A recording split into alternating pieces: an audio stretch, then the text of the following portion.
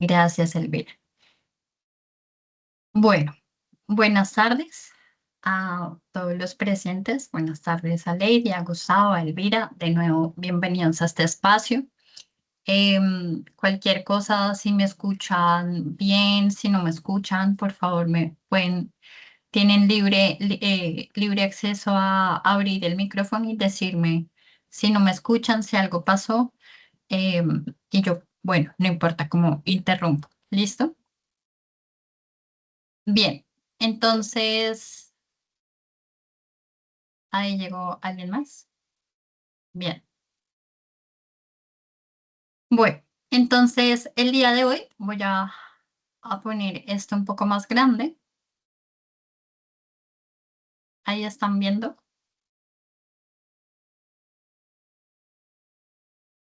Se ve bien, así es. ¿sí? Pero esperen un momento. Espérenme un momento. Creo que tengo una falla. Qué pena.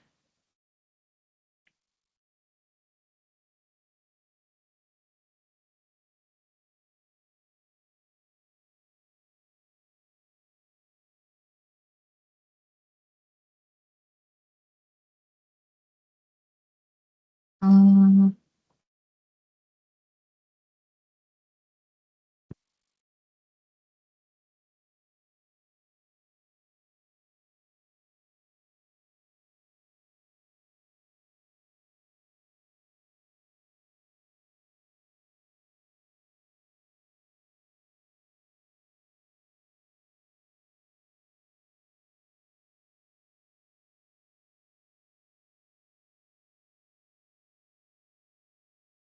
la ventana, listo.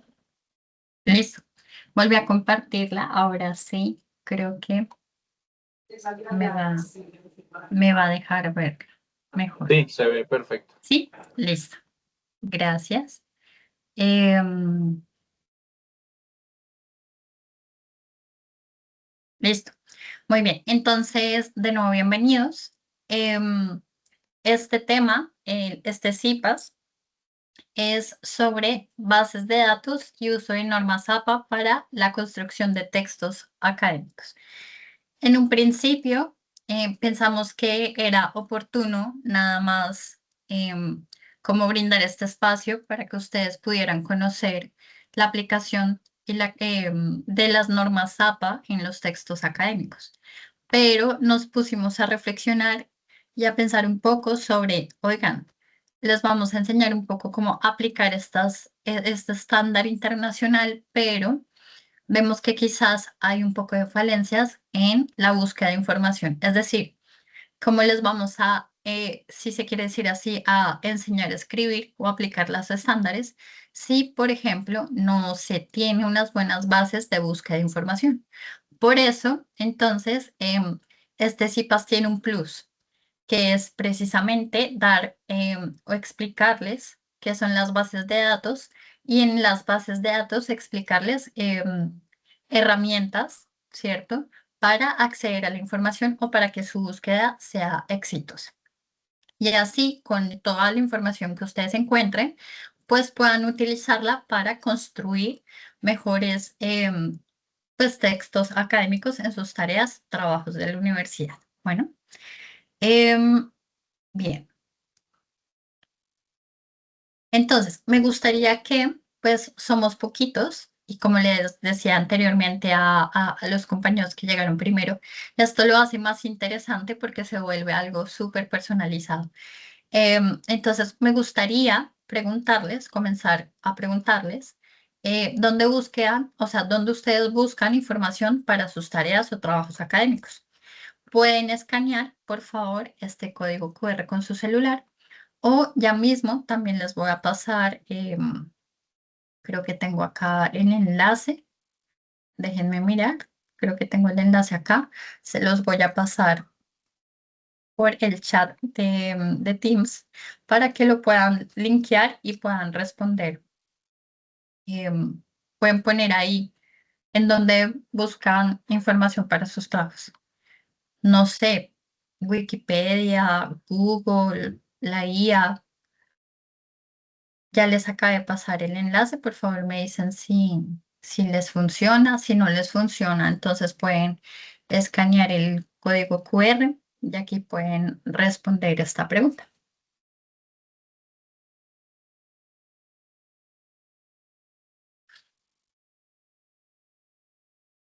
Ajá, ya van respondiendo Google, Google Académico, muy bien.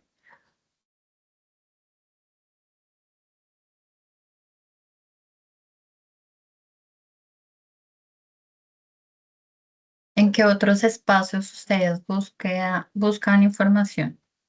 También es válido si, por ejemplo, quieren decir la IA, no sé, ChatGPT, ajá, Elvira, Google.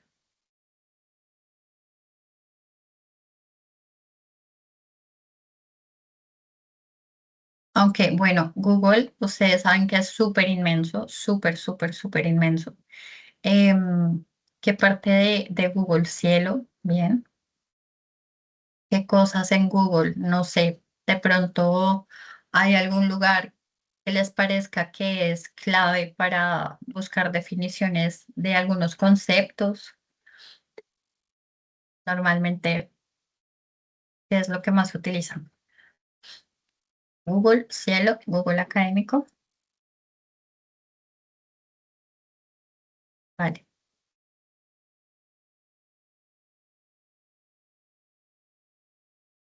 bien. En otros escenarios he tenido también, ok, yo me apoyo con la cena. Bien, bien. En otros escenarios, por ejemplo, he tenido estudiantes que dicen que buscan información todavía en libros físicos. Em, ajá, Google también da información, sí. Pues yo creo que nosotros a diario buscamos mucho en Google, ¿no? Es decir, como se ha vuelto tan indispensable hasta para la vida cotidiana o para cualquier inquietud, ya ni siquiera si es académico o no, ¿verdad? Bien,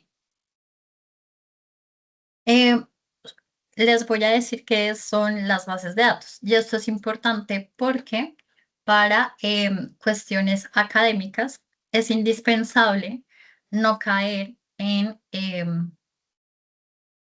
ciertas, digamos, como en ciertas fuentes. Hay que analizar muy bien de dónde estoy sacando la información, sobre todo si la voy a utilizar para hacer trabajos académicos que necesitan de argumentaciones sólidas. Ustedes saben que algo que nos diferencia muchísimo, por decirlo así, de personas, si se quiere decir, que no han podido tener el acceso a la universidad, es que nosotros em, nos volvemos investigadores, ¿cierto? Nos volvemos investigadores y eso se nota en la manera como escribimos, cómo nos expresamos. De una u otra manera, la academia sí tiene incidencia en la manera en cómo también podemos pensar, pero más que pensar, también cómo podemos comunicar esos pensamientos, ¿no? Y lo que conocemos. Bien, entonces, yo estaba hablando con otros estudiantes que tengo y ellos me decían, profe, no, es que, por ejemplo, para un concepto como que es arte o que es psicología, yo me guiaba mucho por Wikipedia, ¿sí? O sea, buscaba en Google qué es arte y la primera definición pues era tomada de Wikipedia. Em, y es aquí donde yo les digo, ojo, también con las fuentes. Por ejemplo, llega un punto en que Wikipedia y otros blogs, porque Wikipedia es un blog, es decir, Wikipedia lo pueden editar, cualquier persona lo puede editar, por ende, digamos que se vuelve un poco, por eso se vuelve un poco conflictuoso el utilizar Wikipedia como una fuente.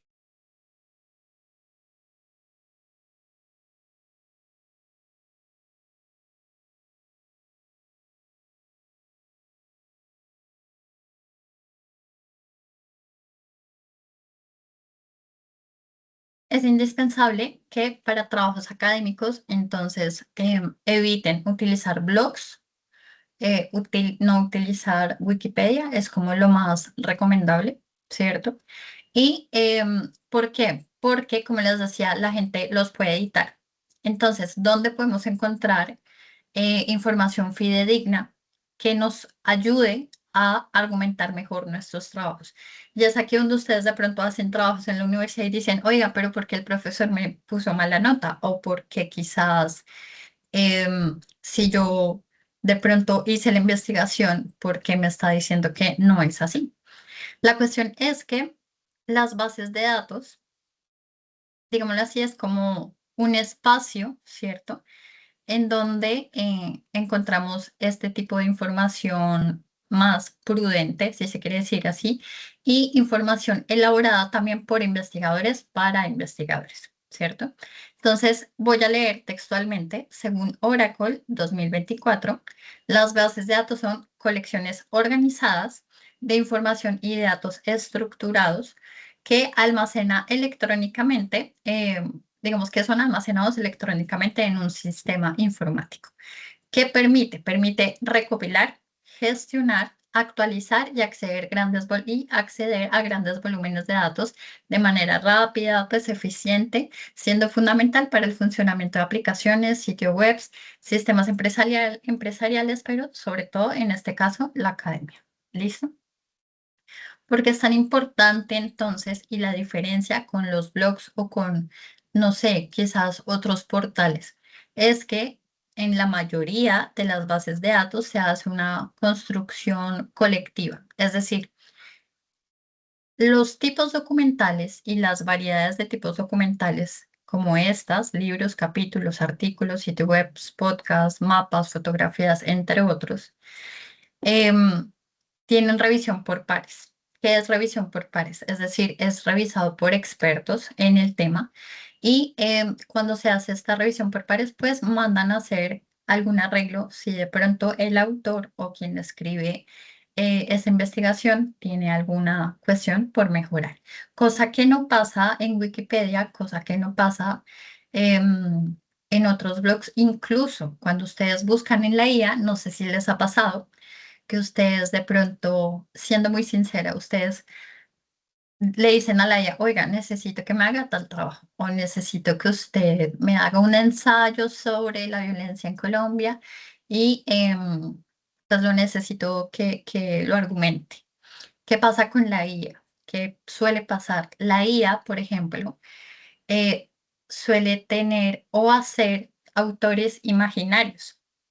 Este es un concepto muy interesante porque em, la IA se inventa autores. Cuando dice autores imaginarios es porque no existe tal persona. Por ejemplo, no existe Pepito Pérez, por ejemplo. Y no existe la obra que él dice que, no sé, violencia en Colombia, un debate entre la vida y la muerte. Ese libro no existe, esa obra no existe y Pepito Pérez tampoco existe.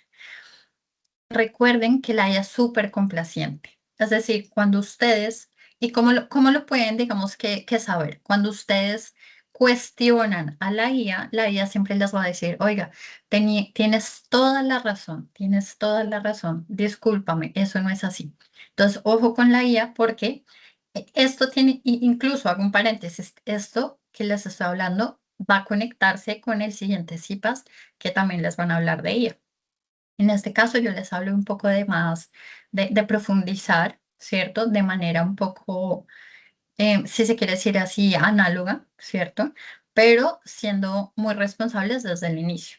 Entonces, la IA empieza a tener también autores invisibles, empieza a tener alucinaciones. Y es eso de lo que se tienen que cuidar si van a trabajar con IA. Pero bueno, entonces. Las bases de datos, hay muchos tipos de bases de datos, pero yo voy aquí a tomar dos puntualmente. Por un lado están las multidisciplinarias, ¿no? Que abarcan múltiples áreas, ¿verdad? Y están las temáticas o especializadas, que ya hablan puntualmente de un campo o un área del conocimiento muy puntual. Por ejemplo, las multidisciplinarias, tenemos Scopus, tenemos a Web of Science, tenemos a EBSCO y tenemos Google Scholar. Por aquí varias personas me dijeron que utilizaban Google Scholar para buscar información de sus trabajos académicos. Bien, ¿qué tenemos entonces en estas dos? Tanto en las multidisciplinarias como en las temáticas vamos a tener una variedad de tipos documentales. Como se los dije ahorita, son unos tipos de soportes, si se quiere decir así, físicos o electrónicos o digitales. En este caso, pues van a ser digitales. Muchos de estos fueron físicos y tuvieron que pasar por un proceso de digitalización para poderlo tener o conservar en este espacio o en el host, en el hosting virtual. Bien, entonces, variedad de tipos documentales, ya les dije libros, capítulos de libros, artículos, etc. En cuanto a especializadas, aquí nombro unos 3 ejemplos muy puntuales, que es, por ejemplo, en bases de datos para un abogado. Entonces, puede contar con una base de datos que se llama Legis. Ámbito jurídico. Leyes también tiene varias ramas, pero sobre todo leyes es enfocada en el derecho. Y el derecho pues tiene muchas subramas, muchas temáticas, y leyes también se divide por esas subtemáticas. Otro ejemplo es, por ejemplo, American Psychological Association, que es una base de datos especial o, sí, especial en el campo de la psicología. Entonces aquí nada más encontraremos pues información que transite, digámoslo así, o que habite más bien en esa área del conocimiento. Otro ejemplo es Art and Architecture Search, que es especializado en arte y arquitectura. Entonces, por ejemplo, ¿qué pasaría si nosotros, o qué pasa normalmente ustedes, las personas que me respondieron, que buscan información en Google Scholar? ¿Qué pasa cuando ustedes hacen una búsqueda? Normalmente los resultados son grandísimos, grandísimos, grandísimos. Pueden ser miles, miles de resultados.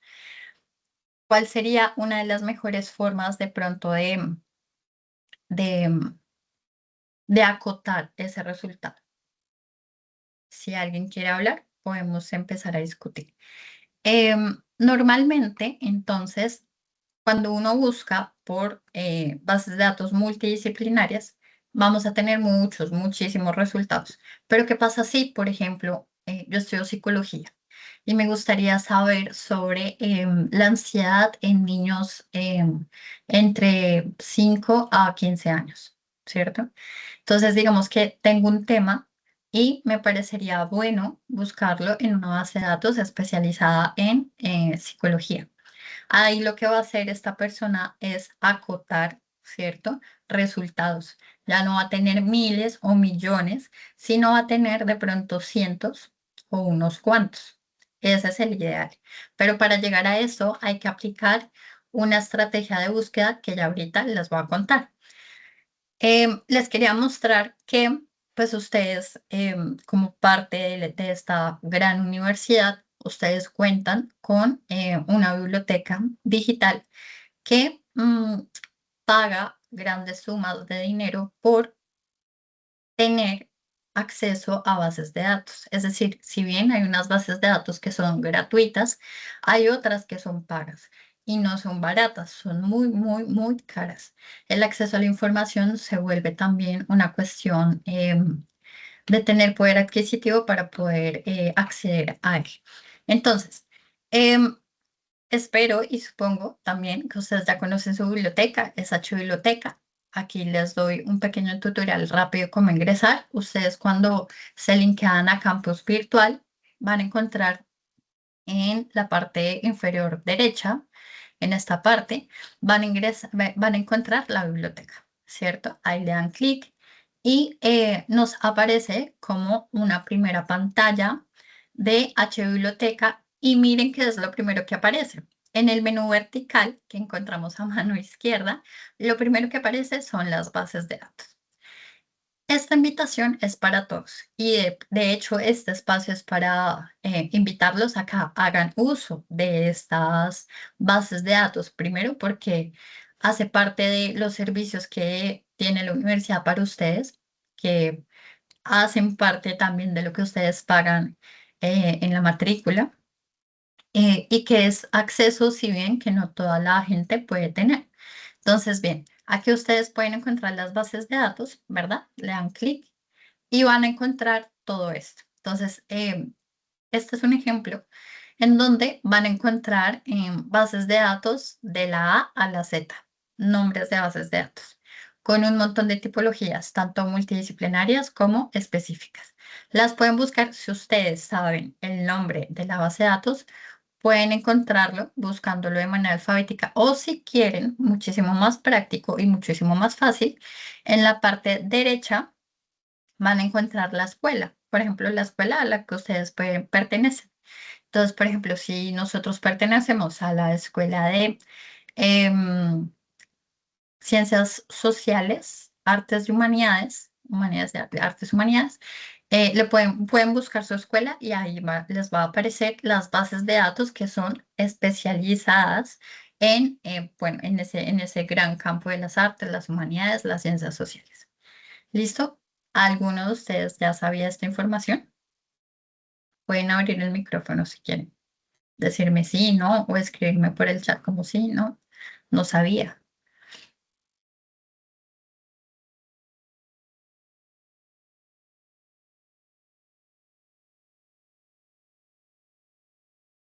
Bien, ¿cómo ustedes pueden sacarle provecho a las bases de datos? Hay algo que es, gracias Elvira. Bien, esto es un recorderis para la gente que de pronto ya lo sabía, para los que no es la invitación a utilizar esta herramienta. No sin antes decirles que voy a abrir un paréntesis gigantesco aquí en las bases de datos para decirles que para que ustedes puedan tener resultados exitosos con estas herramientas es indispensable que ustedes aprendan a manejar y aplicar los operadores booleanos. Los operadores booleanos. Entonces, ¿qué son los operadores booleanos? Son conectores lógicos entre, entre términos de búsqueda. Entonces, ahorita les voy a dar un ejemplo. ¿Qué hace estos operadores? Ayudan a dar unas instrucciones precisas para los motores de búsqueda. Incluso pueden ser en bases de datos, pero también en motores de búsqueda. Por ejemplo, Google es un motor de búsqueda. Foxila es un motor de búsqueda. Si bien no es una base de datos, ¿verdad? Especializada, es un motor de búsqueda que puede, en su lenguaje operativo, puede entender estos operadores que les voy a explicar o les voy a nombrar. Su nombre viene de George Boole, un matemático, pues que, digámoslo así, incursionó en lo que es la álgebra booleana. Entonces existen tres tipos principales de operadores booleanos, el AND, el OR y el NOT. En español, pues y, o no. ¿Listo? Siempre, siempre, siempre que los vayan a utilizar, toca escribirlos con mayúscula. Vamos a comenzar con el primero. El primer operador es el AND, o sea, el if. ¿Su función qué es? Le exige a la base de datos o al motor de búsqueda todos los términos que aparezcan, es decir, todos los términos que ustedes escriben en el buscador. ¿Listo? Entonces, un ejemplo básico. Por ejemplo, en este caso, tutela and salud. Es decir, le estás diciendo o le están diciendo al motor de búsqueda o a la base de datos que les busquen documentos con ambos términos, tutela y salud. ¿Listo? Un ejemplo más complejo es responsabilidad civil and Colombia and jurisprudencia. ¿Qué le están diciendo ahí? Que usted solamente quiere documentos con estos tres términos, responsabilidad civil, Colombia y jurisprudencia. Ya. Entonces, ¿cuándo es importante usar estos operadores? Es indispensable que los utilicen para ser específicos. Cuando ustedes tienen claro qué es lo que van a buscar y quieren tener resultados más precisos, pues los pueden utilizar. También para combinar varios conceptos. Y también los pueden aplicar cuando hay demasiados, muchos resultados. Entonces, em, entre más términos con AND, menos resultados van a tener.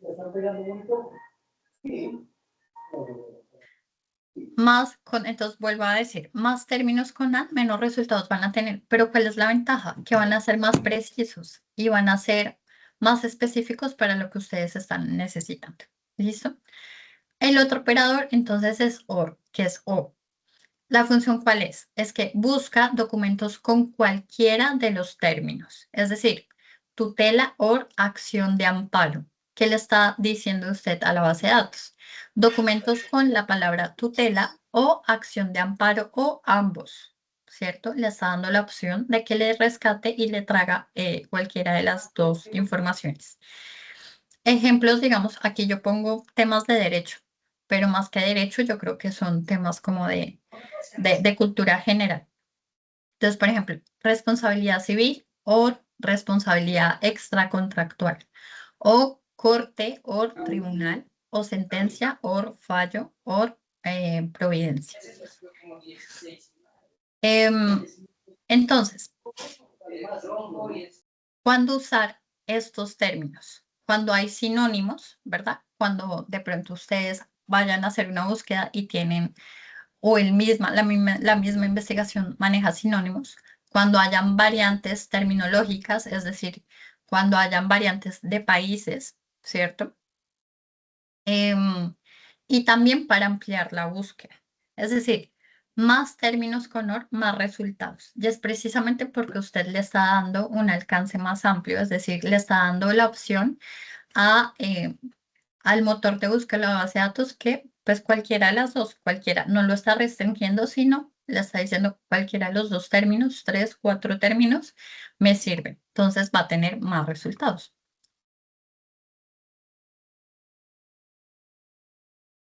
Bien, ahora el otro operador es el NOT, que es el no. ¿Y esta cuál es su función? Es que excluye documentos con cierto término. Entonces, por ejemplo, contrato NOT laboral. ¿Qué le está queriendo decir? Que usted quiere documentos sobre contratos, pero sin que sean contratos laborales, ¿sí? Por ejemplo, otros ejemplos. Derecho penal, no internacional. Entonces, usted quiere documentos que sean de derecho penal, pero que no sean de derecho penal internacional. ¿Listo? Entonces, eso empieza a excluir, a acotar, empieza a acotar. Por ejemplo, responsabilidad no médica, un montón de tipos de responsabilidad, pero no quiere que le rescate responsabilidad médica. Por ejemplo, propiedad no intelectual, que le está diciendo que le traiga entonces información de, no sé, propiedad, propiedad fiscal, propiedad, no sé, económica, pero no intelectual. ¿Listo? ¿Cuándo usar este operador? Cuando usted quiere excluir temas no relevantes, cuando un término tiene múltiples significados y para, por decirlo así, como perfilar o refinar resultados. Aquí este no se debe manejar con precaución, pero no quiere decir que no se maneje. Evidentemente sí, y es muy bueno, pero con precaución. Este puede eliminar documentos útiles que mencionen el término excluido, aunque pues no sea el término central. Bien.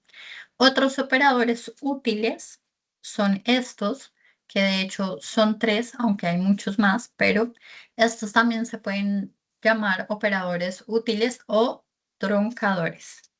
Entonces, por ejemplo, tenemos las comillas que buscan frases exactas.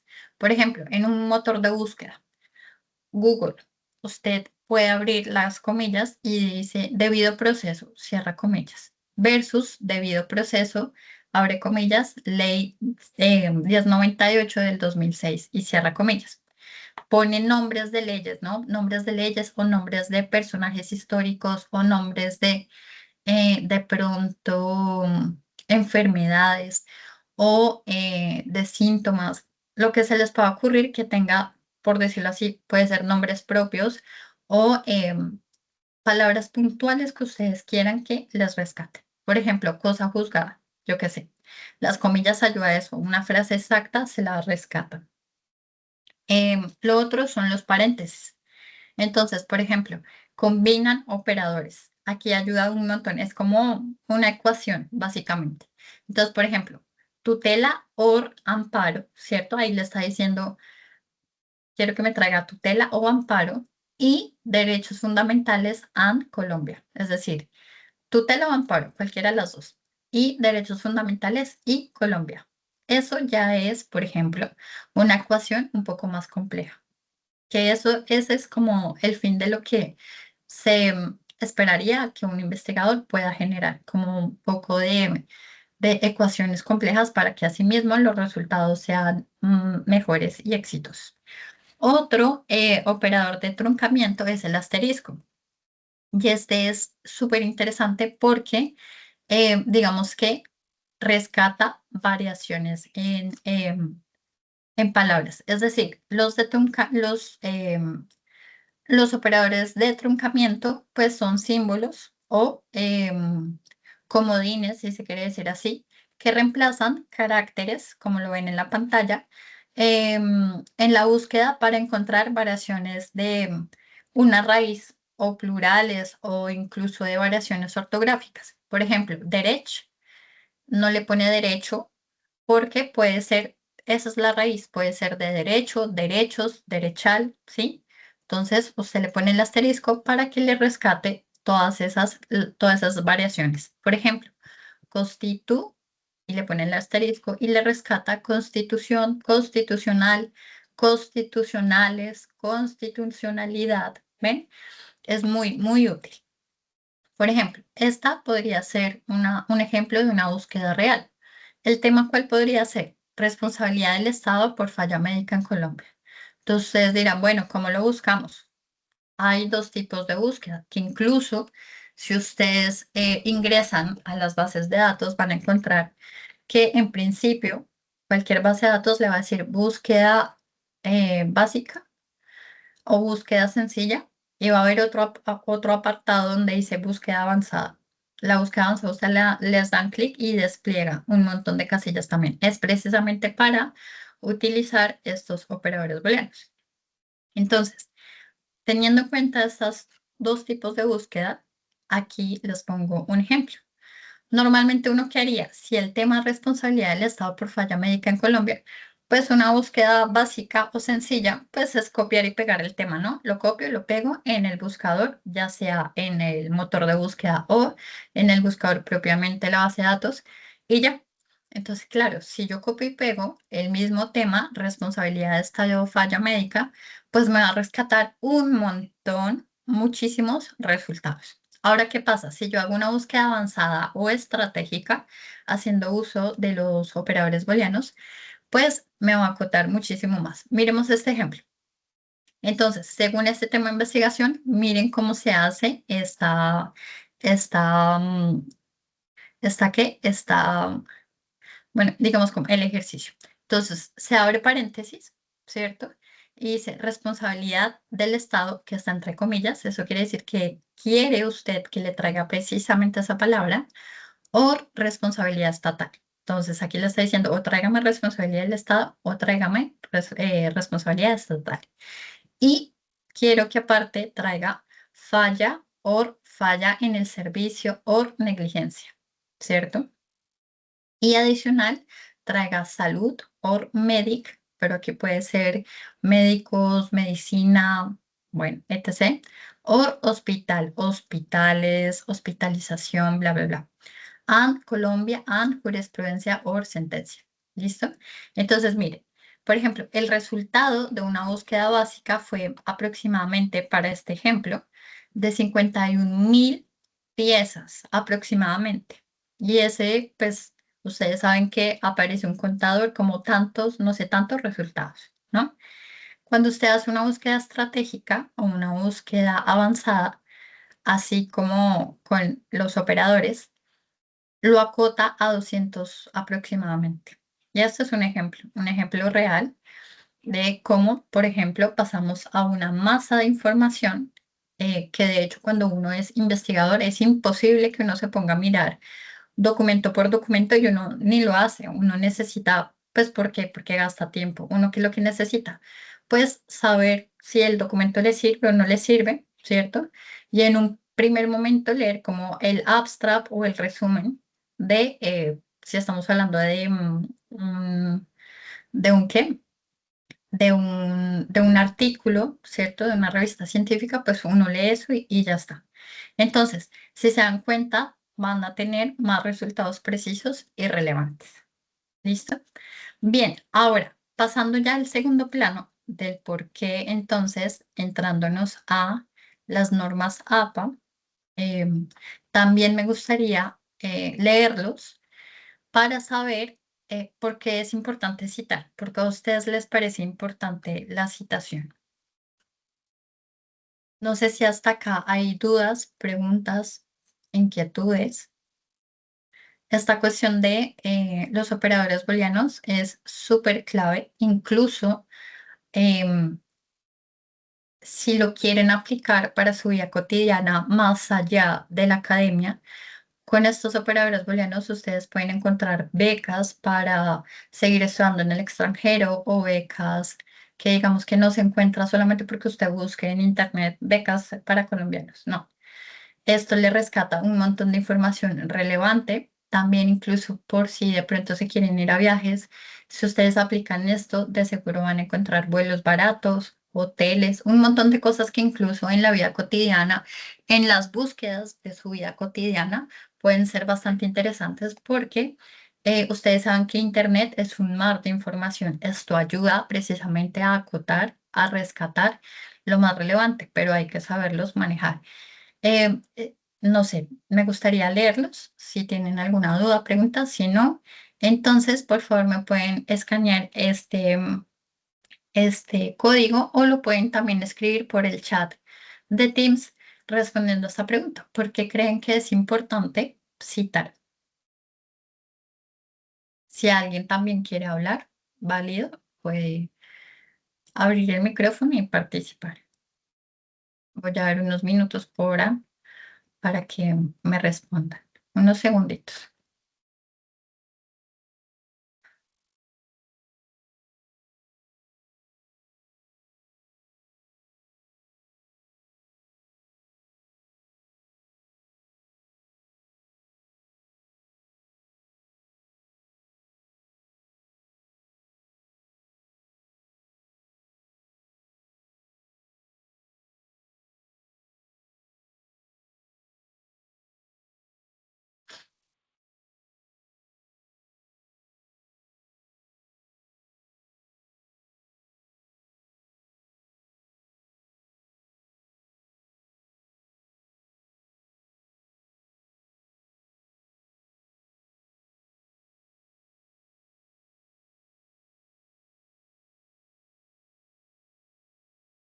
Bien.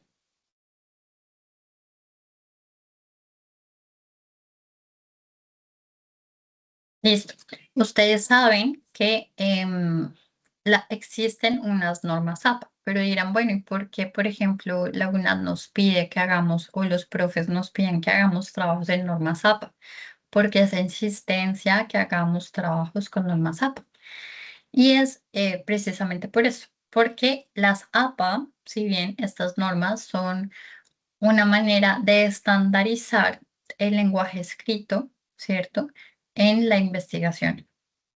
Existen otras normativas, por ejemplo, las Chicago, las IEEE, que ya son para un campo del conocimiento diferente. Por ejemplo, las normas APA, entonces, si bien voy a leer, es un conjunto de reglas y pautas para la redacción académica desarrolladas por el American Psychological Association, APA, por eso se llaman así. Se utilizan principalmente en las ciencias sociales, en la psicología, en la educación, pero también, por ejemplo, en la historia, en las humanidades em, y otros campos. Por ejemplo, las Chicago se utilizan para la parte del derecho, ¿cierto? Para también trabajos sobre que hablen sobre economía, ¿verdad? Y las IEEE, que son otro tipo de normativas, son ya para campos más como ciencias exactas, es decir, farmacia, química, ese tipo de investigadores que tienen, digamos que otras maneras ya de hacer investigación o trabajos académicos.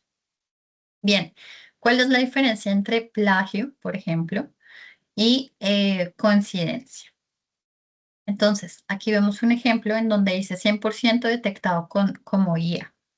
Y digamos que una de las cosas por las cuales uno les dice como cuidado, porque si aparece este, no sé, Turnitin, ve que em, nos dice que usted hizo plagio, sí, es porque fue así. Entonces, ¿cuál es la diferencia? El plagio es un acto deshonesto, ¿sí? De presentar ideas suyas, o sea, de presentar ideas ajenas como suyas, como propias, sin citar. Mientras que la coincidencia, que lo que hace Turnitin es decir, oiga, de pronto sí tuvo 70% de coincidencia, ¿cierto? La coincidencia es como la similitud, ¿verdad? O la repetición técnica del texto detectado por el software. Muchas veces Turnitin o estos software ¿de qué? De antiplagio ven eso, como, oiga, ¿qué similitud tiene si verdaderamente está citando o no está citando? ¿Listo? Bien, entonces, si bien las normas APA siempre van a tener cambios, la última con la cual estamos trabajando o la estamos aplicando son las normas APA séptima edición. ¿Qué pasa aquí? Por ejemplo, si usted en el colegio o si usted antes aplicaba normas APA, debe saber que no es lo mismo o no siguen siendo iguales a las que en algún momento usted conoció. Yo me acuerdo que en el colegio también me mandaban a hacer, ya en los últimos años en bachillerato, por ejemplo, en noveno, décimo y once, me mandaban a hacer trabajos con normas APA, pero les estaba hablando que en ese momento era cuarta, quinta versión, o sea, imagínense todo lo que ha cambiado. Entonces, ¿qué es lo que pasa? Estos principales cambios son principalmente es que permite más fuentes de escritura inclusiva en términos de género. Hay menos restricciones sobre la cantidad de autores citados en las referencias. Es decir, antes le decían a uno, no, tiene que apenas citar 20 o tiene que citar 10. Ahorita, pues digamos que ya puede ser mucho más.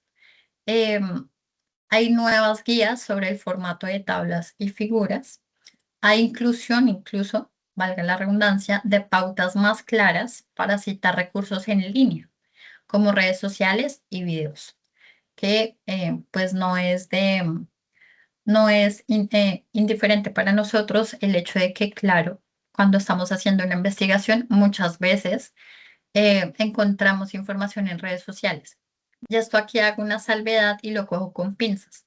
Por ejemplo, los historiadores cuando van a hacer o van a desarrollar una investigación en historia cultural, es decir, o antropología incluso, en donde es importante ver la población, la sociedad y cómo se comporta, pues una fuente muy buena siempre van a ser redes sociales, ¿cierto? Más que otras cosas. Esto varía mucho y depende también mucho como del tema de investigación. Bien, el aspecto clave del formato en APA séptima edición son estas. Las páginas, pues, ¿qué es lo que dice? Que usted debe hacer la numeración o la paginación más bien en la esquina superior derecha. Ahorita les muestro un ejemplo. ¿Qué tipo de letra nos exigen las normas APA? Puede ser Times New Roman, 12 puntos o tamaño 12. También puede ser Arial 11 o Calibri 11 o Georgia 11. Por ejemplo, normalmente la mayoría utilizamos Times New Roman a 12 puntos. Esa es como la tipología por preferencia, pero Norma Zapa esta vez abre el espectro y le dice, vea, le doy estas tipologías para que usted pueda utilizar y hacer su trabajo.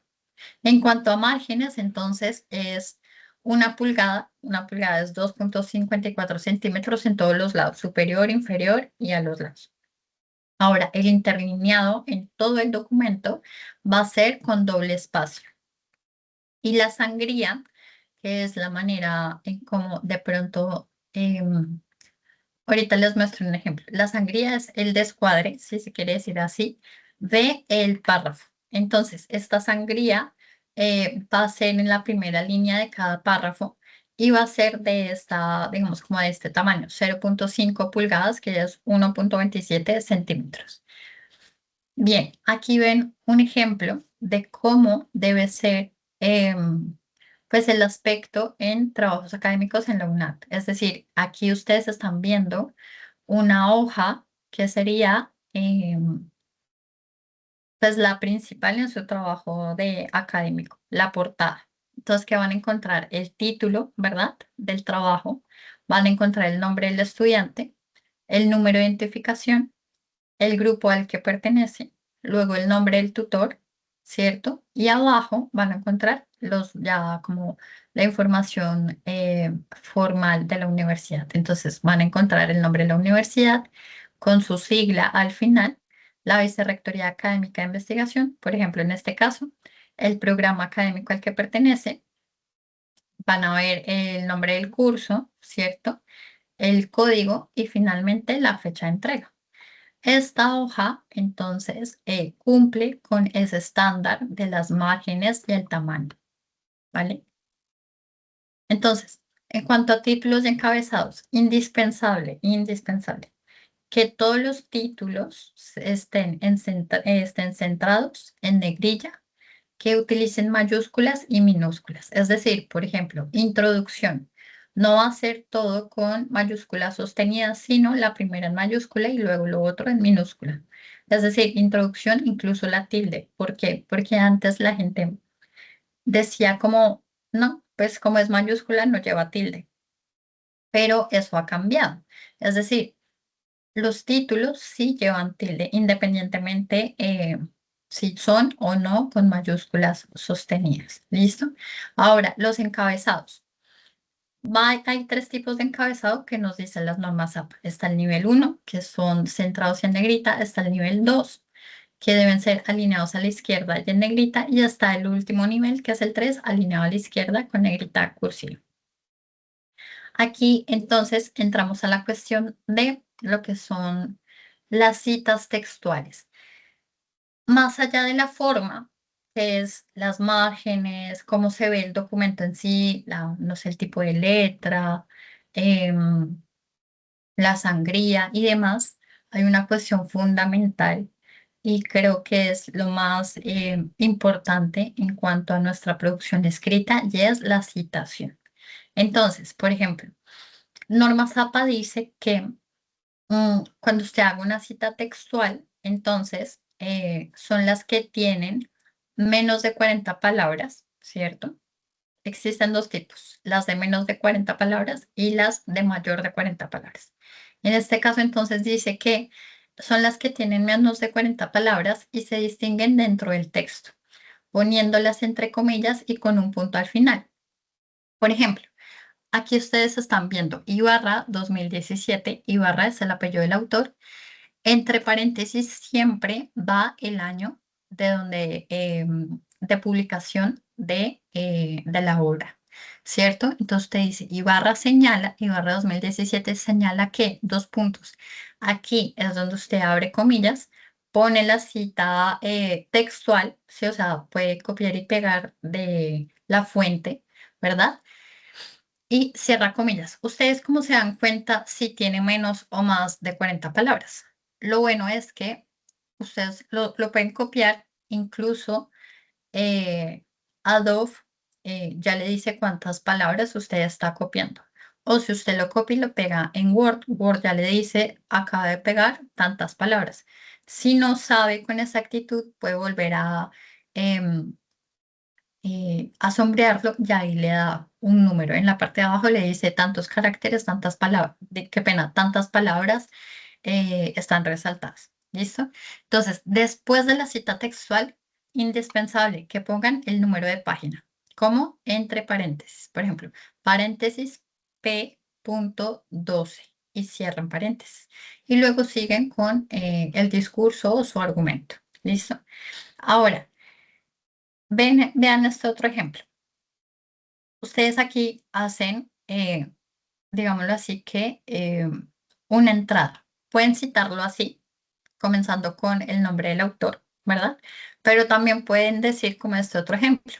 Entonces, algunos estudiosos de la Edad Media señalan que abren paréntesis, ponen la cita textual, ¿cierto? Cierran paréntesis, cierran comillas y abren paréntesis y ponen el apellido del autor. Entonces, Ibarra, 2017, P de página, P.12, cierran paréntesis. Entonces, se dan cuenta, está en un principio esta cita basada en el autor, ¿cierto? Ya está la otra que es basada en el texto.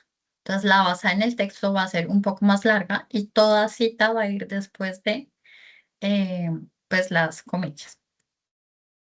Ahora, las citas largas. Las citas largas son las que tienen más de 40 palabras, ¿cierto? Se separa del texto. Por ejemplo, las anteriores, están dentro y transitan desde sus argumentos, por decirlo así, y su postura. Pero estas que tienen más de 40 palabras se separan del texto y se tabula toda la cita. Entonces, omiten las comillas, las quitan, ¿cierto? Porque pues, se convierte en un bloque, un bloque de texto que se extiende en una cita muy larga. Entonces, este es un ejemplo. Según López, 2020, el impacto de la tecnología en la educación ha sido significativo en los últimos años. Y viene aquí la cita. Pero, ¿ustedes ven aquí algún error? Por ejemplo, aquí hay varios errores. Los puse así precisamente para que veamos cuáles podrían ser. En principio, esa cita textual debe tener una sangría, ¿cierto? No puede ir pegada a la alineación izquierda, sino que debe haber una sangría para que se pueda distinguir que realmente es una cita textual de más de 40 palabras. Es decir, esta parte no puede ir pegada. Si me hago entender, no puede ir pegada a la alineación izquierda. Tiene que tener una sangría. Ahorita vamos a ver un ejemplo. Entonces, un trabajo académico no debería tener más de 20% de citas, em, y que el 80% restante debe ser de nuestra propia autoría. Es decir, no puede exceder el 20% de citas. No pueden ustedes entonces ahora estar copiando citas largas y que eso sea su trabajo. No, no puede exceder el 20%. Incluso cuando ustedes ponen una cita larga, es fundamental que después de esa cita larga usted empiece a desfragmentar o hacer un análisis de lo que precisamente el autor está diciendo, ¿sí? Que no sea solamente copiar y pegar y ya está. ¿Listo? Ahora, citas parafraseadas. Creo que no sé cuál de las dos les puede gustar, las citas textuales o las citas parafraseadas. Las citas parafraseadas son, digamos, los que un poco más sencillas porque usted puede explicar con su propia voz, es decir, con su propia manera, lo que el autor dijo. Entonces, estas citas se caracterizan porque ustedes usan las ideas de otro autor, pero las explican con sus propias palabras. Usando el mismo texto, podrían presentar la idea así en cita narrativa. Entonces, por ejemplo, sigamos con Ibarra. Ustedes dicen Ibarra 2017, ya le está haciendo una cita, indica que la Edad Media duró más de 1000 años. Entonces, claro, si nos damos cuenta la cita textual anterior, pues usted ya entendió el texto. Lo que está diciendo es la idea de Ibarra, ¿no? O sea, está tomando el texto y lo está procesando, pero aún así esa idea, si se quiere decir, es de Ibarra. Esa información no la inventó usted, no la tomó usted de usted. Es decir, usted no la está diciendo, sino la está diciendo Ibarra o cualquier otro autor. Y eso es importante, eso es muy importante, chicos, que siempre que ustedes están haciendo trabajos de investigación, no es que nosotros o ustedes, digamos, la persona que está haciendo el trabajo, es que esté inventando lo que dice. Por eso es súper importante que siempre citen a personas, digamos, especialistas y que si van a dar una definición, ustedes digan fulano 2018 o el año en que hizo la publicación y dicen, digamos, hacen la cita textual o parafraseada, es importantísimo que pongan a discutir autores, siempre, siempre, siempre, siempre, siempre, porque eso enriquece sus argumentos, enriquece la investigación. más allá de que ustedes inventen. Realmente esto es muy importante. Bien, ¿qué pasa? Por ejemplo, citas con más de un autor. Como pueden ver, entonces, en el primer caso, el énfasis se hace en los autores y se usa la conjunción copulativa. Pero si el énfasis se hace en la idea, se cambia el orden y se usa esta conjunción. Por ejemplo, Ibarra y Castro, 2017, presentan a Santo Tomás de Aquino como el más importante de los filósofos cristianos en la Edad Media. ¿Listo? Entonces, aquí lo que ustedes están haciendo es que si fueran más de 3 autores, se ponen en orden. Pero entonces, ojo, por ejemplo, aquí está utilizando apenas 2 autores. Ya es el máximo que se va a utilizar, es decir, es el máximo en apellidos. Y recuerden, las normas APA, por ejemplo, no sé, mm, Lady Susana Fierro Escobar, ¿cierto? Yo la voy a citar a Lady Susana Fierro Escobar. No la voy a poner como Fierro Escobar 2020, ¿no? Sino solamente tomo el primer apellido del autor. Entonces sería Fierro 2020. No voy a utilizar los dos apellidos, solamente es uno, porque he visto trabajos de mis estudiantes que ponen los dos apellidos. Entonces ahora, si son dos personas, por ejemplo, los Marcela Arbeláez Rodríguez, y voy a citar también, no sé, a Sandra Moreno. Entonces, las voy a citar como Arbeláez y Moreno, ¿sí? Estoy citando a un autor y al otro y pongo la fecha. Cuando, por ejemplo, son más, por ejemplo, en los autores es Lady, es Luz, es Idalia, es Sandra, es Catherine, pues se hace esto. Se toma el principal autor, digamos, Ibarra et al. 2017. ¿Qué significa ese et al? Esto es una terminación latina. El et incluso es i, ¿cierto? Bueno, incluso en el francés, en el italiano, en el francés sobre todo. Et es y el al hace referencia a los demás, ¿sí? O sea, traduciéndolo en el español sería y los demás. Entonces, por ejemplo, yo podría decir, en vez de citar a todos los presentes o a todos los autores, yo voy a decir Fierro et al. Y ya me está rescatando, por decirlo así, a los demás autores. ¿Yo cómo voy a saber cuáles son los demás autores? Los voy a ver en las referencias bibliográficas, es decir, en la última parte del trabajo, que ya vamos para allá. Las referencias bibliográficas. Entonces, son las referencias bibliográficas? Son un listado, ¿cierto?, de publicaciones organizado de manera alfabética. ¿Cómo es eso de manera alfabética? Se va a organizar según el apellido del autor. Ustedes pueden decir, profe, bien, pero es que muchas de las cosas que encontramos no es una persona natural, sino una persona jurídica. No sé, puede ser el ministerio o puede ser el Ministerio de las Artes y la Cultura o puede ser quizás, no sé, alguna otra empresa, Oracle, ¿sí? Bien, entonces, igual se hace y se organiza por orden alfabético. Entonces, esto ya empieza a brindar información completa de las fuentes citadas en el texto y que sirvieron de argumentación. Ojo con esto, todo lo que fue citado debe estar en la lista, en las referencias bibliográficas, y todo lo que esté en las referencias bibliográficas debe estar en el texto.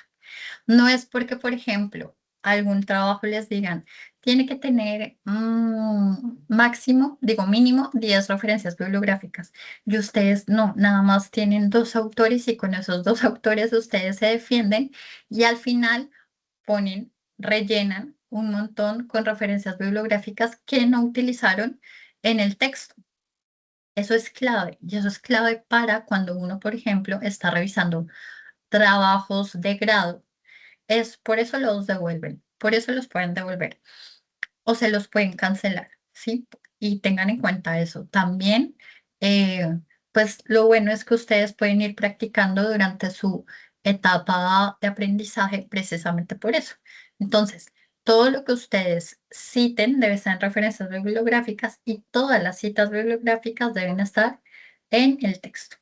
Normalmente uno, como profesor, lo que siempre va a hacer es Bueno, cito a Ibáñez, cito a, no sé, a Fierro, cito a Cifuentes, entonces me voy a ir a las referencias bibliográficas y me voy a dar cuenta si realmente eh, está esta referencia, ¿cierto? Está la obra como tal, y si de pronto las referenciadas tiene algún link y yo puedo acceder a esa fuente. ¿Qué es lo que pasa cuando ustedes hacen trabajos en la IA?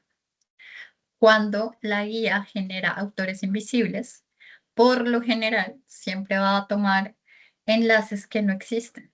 Entonces, normalmente aparece, ahorita las vemos, la manera en cómo se cita em, una referencia bibliográfica. De hecho, lo vemos acá.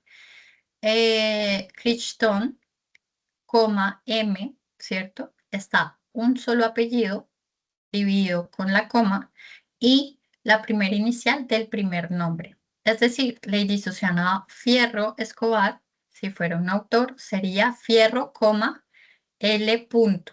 ¿Listo? En el caso, por ejemplo, de Sandra Moreno, sería Moreno, S. punto. En el caso de Idalia Luceli Cifuentes Rivera, sería Cifuentes, y punto.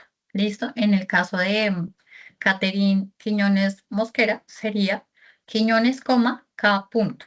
Y viene el año de publicación. ¿Sí me hago entender? Así, no se les pide los dos apellidos, no se les pide el nombre, solamente el primer apellido dividido por una coma y la primera inicial del primer nombre. ¿Listo? Luego viene entonces el año de publicación. El título de la obra en en este caso es un libro que es La amenaza de Andrómeda. Viene la editorial, que es Editorial Artemisa y Síntesis Corporation, y ya, digamos que esa sería una cita de referencia bibliográfica así muy, muy sencilla. Entonces, aquí también les dicen que deben aplicar sangría francesa 1.27. Ya vamos a ver un ejemplo. Miren, cuando son citas con más de un autor, ¿se acuerdan que les dije, bueno, qué pasaría si todos ustedes fueran un autor? Arriba en el texto, o sea, dentro del texto, dijimos que se iba a utilizar a Fierro, ¿cierto? Et al. Pero ¿qué pasa en las referencias? En la referencia sí me va a decir quiénes son. Entonces, aparece Fierro L, ¿cierto? Aparece Moreno S, aparece Arbeláez L, aparece Cifuentes I, aparece Quiñones K, aparece, no sé, Maecha G, sí. Entonces, si se dan cuenta cómo es que se hace la referencia con todos los autores, después de todos los autores viene igual el año siempre, siempre, siempre, siempre entre paréntesis, y viene después entonces el nombre pues, de la pieza, de la obra. ¿Listo? Cuando se habla de sangría, ¿cierto? Es este tajo que tiene el párrafo. Este tajo, no sé si ven mi puntero, pero es este tajo como el pequeño desbloqueo de ese párrafo. ¿Listo? Entonces, bueno, por ejemplo, ¿cómo hacer para citar un libro electrónico? Muy sencillo. Se pone igual el nombre y apellido del autor. Ya saben, primero el apellido, luego coma la primera letra del primer nombre, el año siempre, siempre, siempre, en paréntesis, el nombre de ese libro, luego la editorial y se pone el enlace, que yo creo que eso es lo que más utilizamos nosotros ahora. Ya es más enlaces que un libro físico, pero es lo que más utilizamos. Entonces siempre se va a poner el enlace. No se va a decir como antes, la norma APA anterior decía que tocaba poner rescatado de dos puntos y se pone el enlace. No, aquí se quita ese rescatado de o recuperado de y se pone directamente el enlace. ¿Listo? Esto es lo más habitual que ustedes van a utilizar. Ahora, audiolibros. No sé si a ustedes les ha tocado citar audiolibros. Esto lo vamos a ver de manera rápida. Es algo muy parecido. O sea, la base siempre va a ser la misma. El autor, la fecha, el nombre del libro o el audiolibro en este caso, ¿cierto? Y lo voy a especificar no en paréntesis redondos, sino en paréntesis cuadrados. Ahí va a decir audiolibro. Y va a especificar también que es un libro total publicado en tal fecha. Luego va a poner el enlace. Esto es algo muy parecido al anterior. Episodio de una serie. Ok. Esto son otras tipologías ya un poco más modernas de cómo citar cualquier fuente. Entonces, ya saben, lo mismo que siempre, primero el autor, la primera letra del primer nombre, y van a poner acá, entonces, entre paréntesis, el cargo que tienen. Y siempre en este caso, si es un episodio de una serie, ya sea de televisión o lo que sea, van a poner el director. El director es el que, digámoslo así, que va a ser el encargado, el autor principal. ¿Listo? No el actor, sino va a ser el director. Después lo van a dividir con un punto y van a poner la fecha de la publicación de la obra. Entonces aquí ya se, qué pena, aquí ya se excede. No va a ser solamente el año, sino el día y el mes de publicación. En este ejemplo sería 2017, 2 de mayo y cierra paréntesis. Y viene todo esto, efectuar lo acordado, por ejemplo, ese es el nombre del episodio. Viene entre paréntesis la temporada 1, por ejemplo, episodio 1, y especifica usted de qué tipo de episodio está hablando. Y todo lo que vamos a especificar en tipologías va a ser en paréntesis cuadrados. Entonces va a ser episodio de serie de televisión. O puede ser, no sé, episodio de serie, em, no de televisión, sino, por ejemplo, de streaming, ¿sí? Como ese tipo de cosas. Luego va a poner el punto y dice en ese punto Martínez, bueno, y pone otros autores que son los productores ejecutivos. Eso también siempre hay que rescatarlo. Entre más específico sea, muchísimo mejor. Bien, La Casa de Papel es, por ejemplo, la productora que llevó a cabo esa pieza audiovisual o bueno, esa serie, ¿no? Vancouver Media, ahí hay varias, por ejemplo, La Casa de Papel, esto con Vancouver Media, A3 Media y Netflix. ¿Listo? Otra cosa que ustedes citan un montón, videos de YouTube. Entonces, este es más sencillo, no es tan complejo como el anterior, este es muchísimo más sencillo. Igual, ya sabemos, apellido, coma, primer letra de autor, y aquí viene más específico. Entonces viene el año, ¿cierto? Entre paréntesis, coma, el mes y el día en que fue publicado. Y eso, como lo pueden saber, en la caja de texto que tiene, pues el video. ¿Qué van a poner después? El nombre del video, el título del video, ¿cierto? Y como siempre van a especificar la tipología entre paréntesis cuadrados.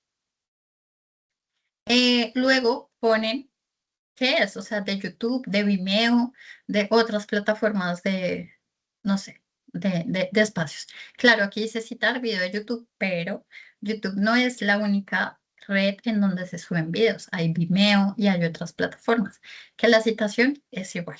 ¿Listo? Entonces, después de eso van a poner el enlace de donde tomaron la esta.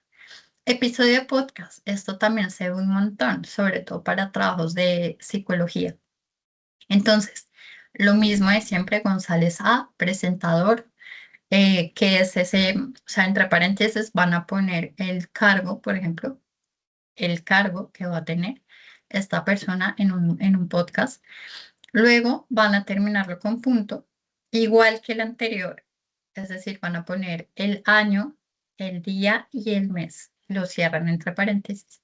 Luego van a poner entre comillas el nombre del episodio, ¿cierto? Y recuerden, los paréntesis cuadrados siempre para especificar qué tipo mejor dicho, qué tipología documental es. ¿Listo? Y bueno, aquí dicen una cita con el profe.radiónica RTBC. Ponen el enlace. Bien, para citar una canción, lo mismo, es muy sencillo. El autor, Diego Torres, el año, aquí ya no se va a poner el día ni el mes porque es súper complejo tratar de saber o tener acceso a esa información, solamente con el año basta. Los otros, digamos que sí toca mes, día y mes, porque lo permite el acceso. Igual si a usted le llega a faltar alguno de estos datos, es válido también dejarlo en blanco, es decir, no rellenarlo, es preferible que no lo tenga a que lo invente. Y es importante que haga bien la investigación, o sea, que lo encuentre, pero es preferible que no invente. Entonces dice Diego Torres, entre paréntesis 2001, Color y Esperanza, que es una canción. Lo especifica en paréntesis cuadrados, dice Un Mundo Diferente, que es, por decirlo así, como la colección, si se quiere, el álbum más bien, de Diego Torres de ese año. Viene la productora Sony Music Latin. Y ya. ¿Listo? Si tuviera, por ejemplo, un enlace, lo pegan ahí. ¿Listo? ¿Cómo citar una fotografía? Lo mismo. Manrique, Daniel, aquí este Daniel lo puse así, pero debe ser las iniciales del nombre. Ya saben, Daniel completo no va primero, la primera letra del primer nombre. Lo mismo que un libro, solo que en vez del libro se va a poner, por ejemplo, el nombre de esa fotografía es Festival de Salsa. Usted dice que son archivos fotográficos del Valle. ¿De dónde lo tomó? Dice la fuente de información, digo, la unidad de información, y ya está. Redes sociales. Redes sociales se vuelve un poco más complejo, pero también lo pueden hacer. Entonces, Acodal, por ejemplo, aquí está el apellido del autor, inicial del nombre, ¿cierto? Como usuario, fecha de publicación o actualización, contenido de la publicación hasta las primeras 20 palabras en cursiva. Luego viene la descripción del material, ya saben, el sitio y el enlace web. Aquí está. Eh, Puede ser Facebook, Instagram, puede ser Twitter. Ahorita se está citando un montón Twitter y no sé si lo han visto. También ahorita van en etapas de selecciones. En toda esta cuestión, Twitter se ha vuelto una red social de debate, sobre todo político, más que cualquier otra red social. Entonces, tengan esto en cuenta. Bien, me voy a adelantar aquí un poco para, por ejemplo, cómo ustedes pueden citar la guía. Les voy a dar esto, pero sé que en el próximo CIPAS van a hablar mucho de IA, así que lo vamos a ver así por encima. Según APA, las comunicaciones personales, como los correos electrónicos, las entrevistas y en este caso interacciones con IA, no se incluyen en las listas de referencias, pero sí se mencionan en el texto. Entonces, debe ser OpenIA el año, ¿cierto? Y el tipo de IA que usted utilizó, ChatGPT o Cloud o Gemini, el que sea, en cursiva, y pone después el mes y el año. O sea, vuelve a repetir el año. ¿Qué es la IA? Pues especifica, ¿cierto? En los paréntesis cuadrados, ¿qué es la IA? Pues un modelo de lenguaje de inteligencia artificial. Y pone entonces el enlace. ¿Listo? Bien. Les iba a mostrar acá unos ejemplos rápidos, solamente para que tengan idea de cómo es que ya para cortar. Por ejemplo, no sé si están viendo acá. Este es un ejemplo de cómo debe verse un trabajo de investigación. Si bien es un ejercicio de historia, que dice la norma APA, que debe estar número en la parte superior derecha. Entonces, si se dan cuenta, miren, aquí son 5 páginas, pues está en la parte derecha superior, paginada, ¿cierto? No es abajo, sino arriba en la parte superior derecha. Dice que, por ejemplo, aquí algo está mal. Y es que el título no debe ser en mayúscula sostenida, sino lo dijimos entre la primera en mayúscula y las siguientes en minúscula. Entonces dice que cada párrafo debe tener, ¿no se ve? ¿No lo están viendo? Qué pena, chicos. Un momento. Déjenme mirar a ver qué es lo que ha pasado. Gracias, Elvira, por decir. Ahora, ¿ya lo están viendo? Bien. Entonces, rápidamente les vuelvo a decir. Si se dan cuenta, entonces, aquí la paginación es la superior derecha, ¿no? No es inferior, sino siempre la superior. Entonces, este trabajo tiene 5 páginas. Todas van a estar paginadas en la parte de arriba derecha. ¿Listo? Les decía, aquí hay algo mal en el título, según las normas APA. Según las normas APA dice que no debería estar sostenido. Es decir, no debería tener mayúsculas sostenidas. Entonces, la primera en mayúscula y las otras en minúscula. ¿Listo? ¿Qué dice también? Que los párrafos deben tener, ¿se acuerdan que deben tener?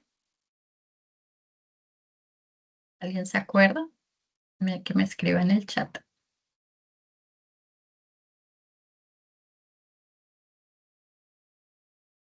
Exacto, pero sí, o sea, deben tener una alineación, una sangría, deben tener un tipo de sangría, listo, de 1.27.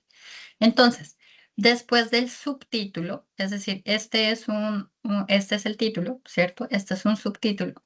Subtítulo se decía que también iba en negrilla, ¿verdad? El primer párrafo dice que debería tener sangría, pero aquí les doy un tip. Después de un título o un subtítulo, el párrafo que le sigue no va a tener esa sangría. ¿Listo? Va a tener los siguientes. ¿Listo? Es decir, este subtítulo, ¿cierto? Va a tener un párrafo alineado, como decían ahorita, alineado, totalmente a la margen. ¿Listo? Pero si vemos este otro ejemplo, miren, este tiene 2 párrafos. Después de un subtítulo alineado al margen, pero el siguiente párrafo ya tiene una sangría. ¿Listo? Entonces, esa es la estética que busca Norma SAP.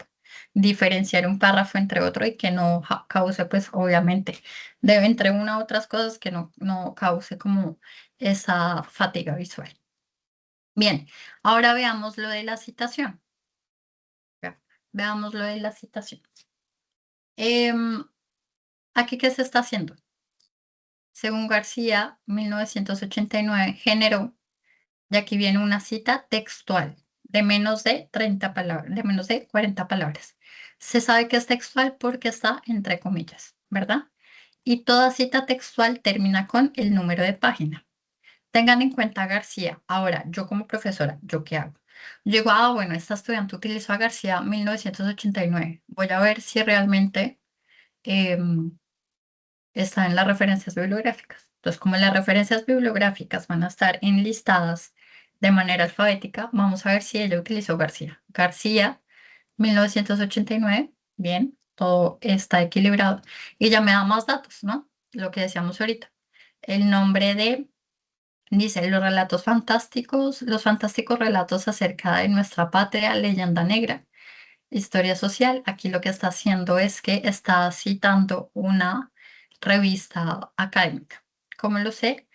Porque, por ejemplo, cuando uno cita una revista académica, siempre va a comenzar con el nombre del artículo, ¿cierto? Que en este caso sería Los fantásticos relatos acerca de nuestra patria, la leyenda negra, y está dentro de una revista, ¿verdad? Que se llama Historia Social. El nombre de la revista va en cursiva. Entonces, aquí está. Aquí viene el volumen y ya está de qué página está. Entonces, ahí cumple, ahí está bien. ¿Listo? Eso es lo que le decía. Si está arriba, siempre debe estar abajo. Y si está abajo, siempre debe estar en el cuerpo del texto. Ahora bien, referencias bibliográficas. Debe tener esta sangría, ¿cierto? No, sangría francesa, que es diferente a estas otras sangrías que vemos dentro del cuerpo miren, aquí hay una sangría. Es diferente a la sangría que encontramos dentro del cuerpo del texto. Esta francesa, ¿qué pasa con la francesa? La primera línea va a estar alineada, ¿cierto? A la margen, pero lo que viene debajo no. Y va a estar mucho más adentro. Esta es la diferencia que se tiene que ver. Y ustedes dirán, oiga, pero ¿cómo se hace eso? Eh, Espérenme un momento.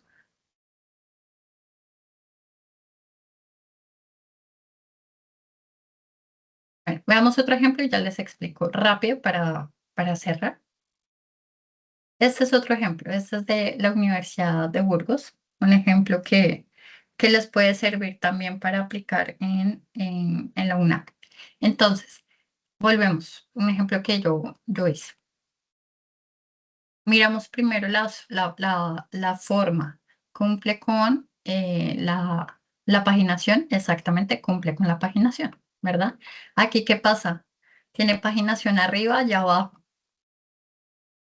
Aquí se equivocó. Aquí nada más debería ser la parte de arriba, ¿cierto?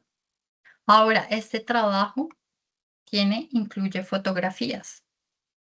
¿Cómo podríamos también, ya eso no lo vimos, cómo podríamos citar esas fotografías? Si, por ejemplo, Lady Susana fue de viaje y tomó fotografías y las está aplicando para su trabajo, pues ¿quién es el autor de esa fotografía?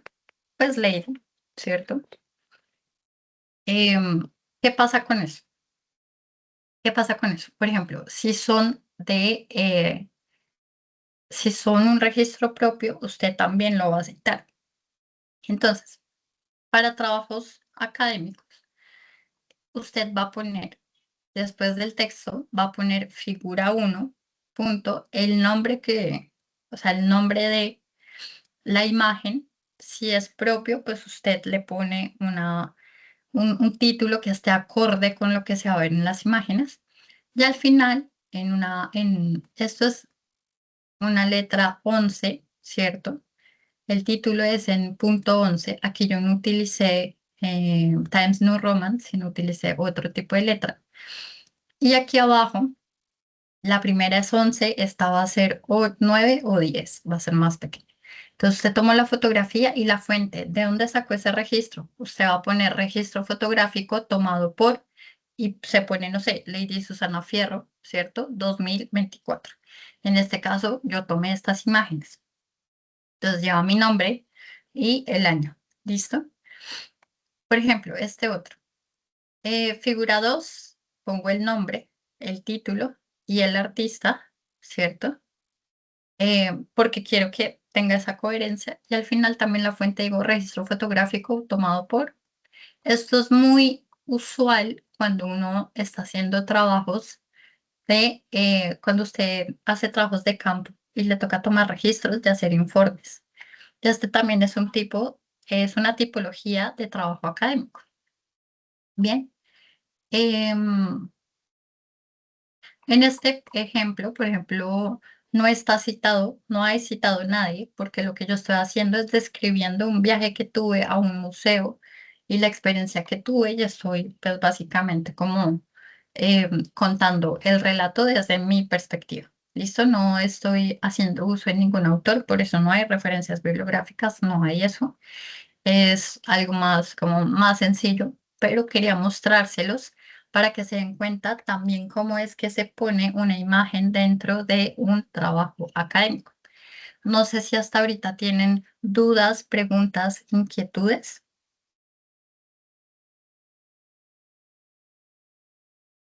Si todo quedó un poco más claro. La clave está en, ya saben, la clave siempre va a estar en que todo lo que esté en referencias bibliográficas debe estar en el texto, y todo lo que esté en el texto debe estar en las referencias bibliográficas. Todo lo que pongan, absolutamente todo. Yo creo que eso es la clave más fuerte de la aplicación de normas APA. Es fundamental eso. ¿Alguna duda, pregunta, inquietud?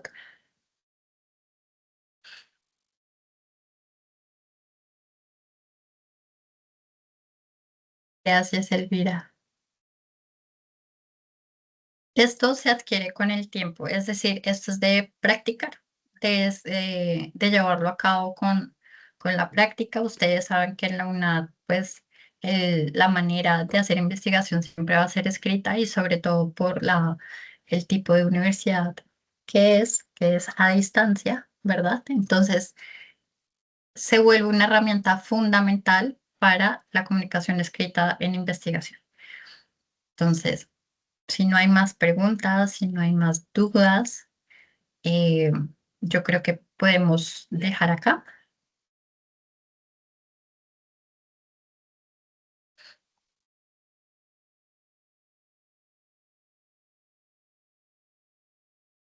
Ok, bien. Las cursivas en las referencias bibliográficas se utilizan sobre todo para diferenciar una referencia de un libro, por ejemplo, el más usual, una referencia a un libro eh, a un artículo o a un capítulo de un capítulo del libro o un artículo dentro de una revista. ¿Listo? Por ejemplo, como les mostré acá, veamos aquí un ejemplo. Aquí está. Entonces, ¿qué va a pasar? ¿Qué van a poner en cursiva? ¿Qué les dije yo que debían poner en cursiva? Alguien que de pronto lo haya tenido más claro. Por ejemplo, que ustedes vean, no sé, un libro. Este es un libro. Fernández, por ejemplo, esta referencia bibliográfica es un libro. Bien, ¿el libro cómo se llama? En la España de Felipe IV, ¿cierto? Ese es el nombre del libro, ¿cierto? Nosotros qué consultamos, si bien el libro, pero consultamos un capítulo de ese libro. Y el capítulo de ese libro lo hizo Fernández. Y ese fue el que yo utilicé. Entonces, ese capítulo tiene por nombre La cuestión de Flandes, siglos XVI y siglo XVII, ¿cierto? En este sentido, este nombre no va a tener cursiva. Que va a tener cursiva es el compilado, es decir, la unidad escrita donde encontré ese capítulo. ¿Listo? En este caso. Entonces, lo que va en cursiva sería el libro en donde encontré el capítulo. ¿Listo? Luego de eso, ¿qué viene? Por ejemplo, el volumen, el número de volumen y la página. ¿Se acuerdan que dentro del texto habíamos visto que cuando uno hace una citación textual, uno siempre después de las comillas abre paréntesis y pone P punto y pone la página? Muy bien, cuando, por ejemplo, se extiende a una cita textual de más de 40 palabras, por lo general, no sé, déjenme, prendo la luz y ya, regálenme un momento.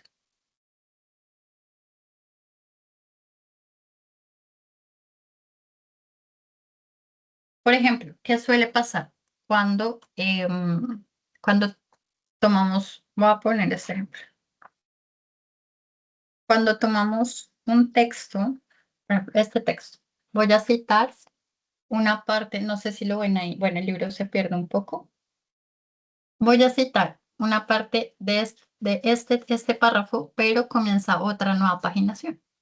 Entonces ya serían dos páginas las que estoy nombrando. Pasa algo muy peculiar que es como lo que vemos acá. No ponemos PP sola, sino PP en plural y se añaden las páginas que utilizamos, tanto en la parte del cuerpo del texto como en las referencias bibliográficas. Dice, las fotos que uno toma en reuniones con personas también llevan esa referencia. ¿Cuál referencia? Que si deben estar en la lista de referencias, quiere decir Elvira. O si se tienen que titular, como les mostré el ejemplo de ahorita.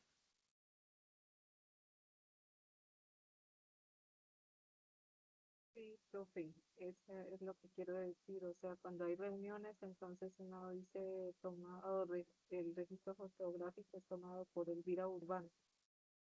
Exacto. Ujú. Sí, por ejemplo, si esto fuera una reunión, entonces lo que usted va a poner es figura 1 o el consecutivo que lleve en el informe, le va a poner el punto y va a poner el título, por ejemplo, el título que usted dijo ahorita, y pone la imagen y la fuente, entonces registro fotográfico tomado por Elvira y el año.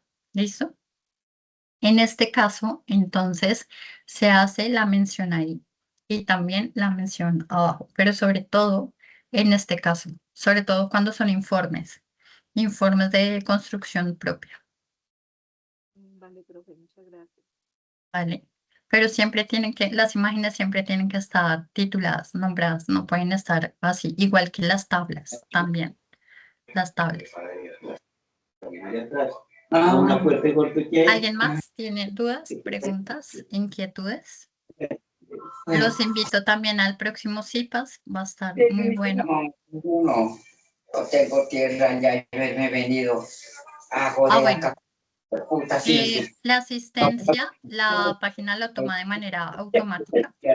Lo tengo entendido así, como que lo toman de manera automática. Y pueden volver a ver la grabación. Yo creo que la directora del curso lo puede estar publicando entre mañana, pasado mañana, ya está disponible. Por si les interesa ver el CIPAS de nuevo, la grabación. Alguna duda también pueden consultarlo, incluso para las personas que no asistieron. El próximo CIPAS, ya les digo cuándo es. Los dos CIPAS que vienen van a estar muy, muy buenos. Déjenme ya les consulto. Van a estar muy buenos. El siguiente sé que va a ser sobre la IA. Denme un segundo, ya les digo con exactitud cuáles serían las fechas tentativas para que estén pendientes. Porque pues todo se relaciona.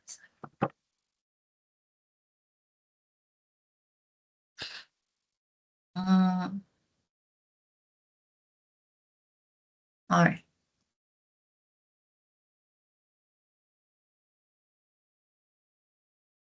Creo que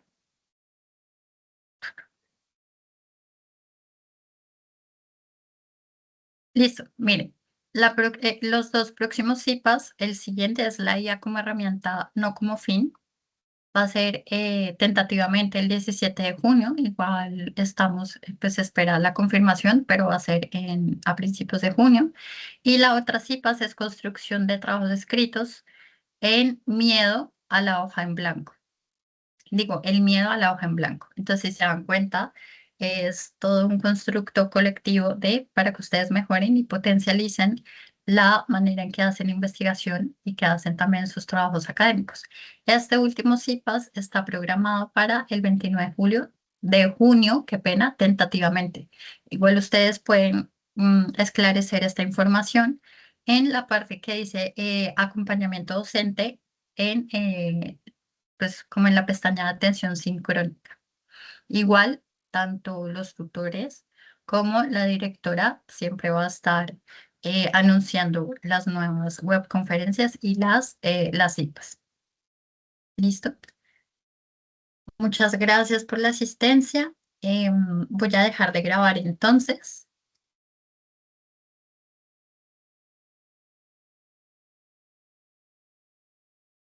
Espérenme un momento. Listo. Gracias por la asistencia. Gracias.